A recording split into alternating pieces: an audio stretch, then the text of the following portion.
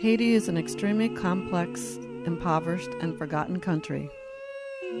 I would like to tell you why we work in Haiti and why we continue to have hope for this little nation in spite of its extreme poverty and political instability.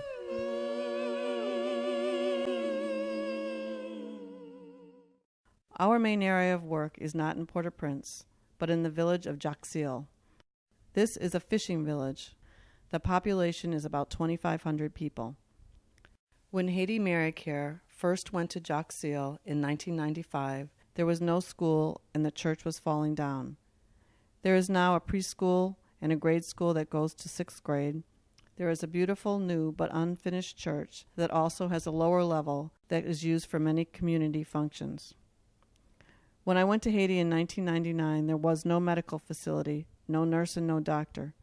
People traveled by foot, mule, or bicycle to the nearest town, would wait for hours, and then may not even be seen by an overworked and underpaid doctor. The closest hospital is a day's journey away.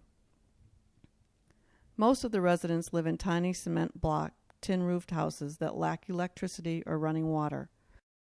Some live in huts made of sticks, then covered with mud and grass roofs.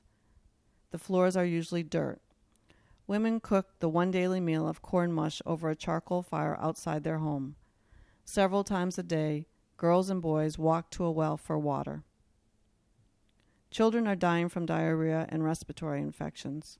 Parasites, typhoid, and malaria were huge problems. Mothers died in childbirth from hemorrhaging, infection, and tetanus.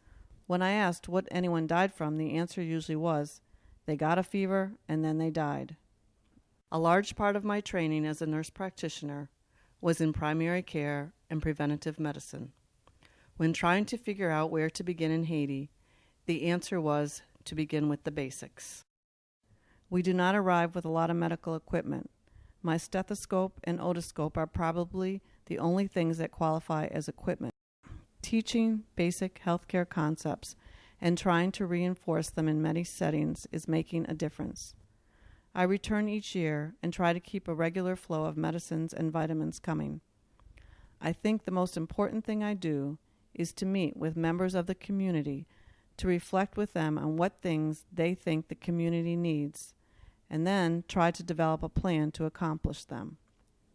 Together we have accomplished a great deal in the last 6 years in spite of many obstacles. We have formed an active health committee made up of men and women from the town who want to improve lives. We have been able to fund a member of the community to become a health educator. We have also hired a Haitian nurse and doctor who are dedicated and smart, as well as compassionate and respected by the community. And in 2004, we were able to install a new well, providing good drinking water for the entire village. I believe that these children should have the same opportunities as my own children to health, education, and a future. My hope is that by listening to this presentation, you will have a better insight into the challenges Haitians face.